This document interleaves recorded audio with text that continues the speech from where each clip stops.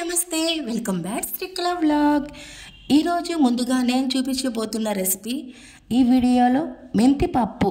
Of course అండి, చాలామంది చాలా రకాలుగా ఎన్నో విధాలుగా పప్పు చేస్తూ ఉంటారు. బట్ కానీ ఈ మెంతి పప్పు నేను చేసే విధంగా నా స్టైల్లో చేసి చూడండి. ట్రస్ట్ మీ, చాలా చాలా బాగుంటుంది.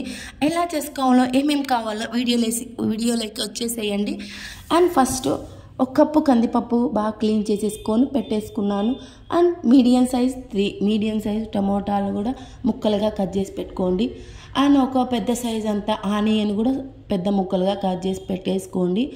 అండ్ సన్నగా తరిగిన ఆనియను అండ్ కచ్చాపచ్చగా దంచుకున్న వెల్లుల్లి ఇవి కూడా రెడీ చేసేసుకొని, అండ్ లెమన్ సైజ్ అంతా చింతపండు, తగినంత ఆయిల్, అండ్ పోపు దినుసులు, అండ్ ఎండుమిర్చి, సన్నగా తరిగిన ఎండుమిర్చి అండి.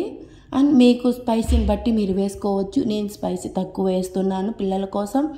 అండ్ మెయిన్ ఇంగ్రీడియంట్స్ దీనికి కావాల్సింది మెంతులు, ఒక హాఫ్ టీ స్పూన్ మెంతులు, అండ్ కొద్దిగా పసుపు. ఇవన్నీ ప్రిపేర్ చేసి పెట్టుకొని ఇప్పుడు ముందుగా స్టవ్ వెలిగించుకొని ఒక కుక్కర్ పెట్టేసుకొని దాంట్లో ఆయిల్ వేసేసుకొని, దాని తర్వాత పోపు దినుసులు వేసుకొని ఒక 2 minutes తర్వాత సన్నగా తరిగిన ఆనియన్, వెల్లుల్లి ఇవి కూడా మంచిగా వేయించేసుకోవాలి. అండ్ మెంతులు ఇవన్నీ వేసి మంచిగా వేయించేసుకోండి. అండ్ ఈలోపు మనం తరిగి పెట్టుకున్న టమోటాను కూడా వేసేసుకొని ఒక 5 minutes ఇవి మగ్గనించండి.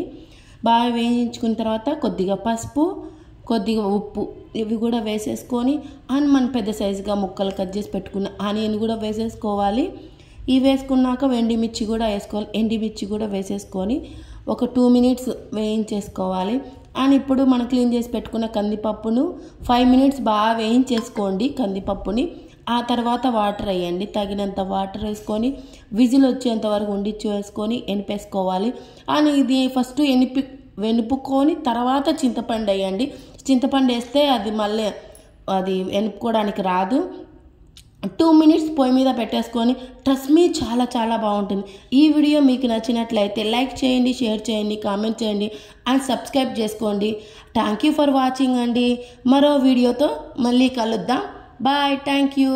See you.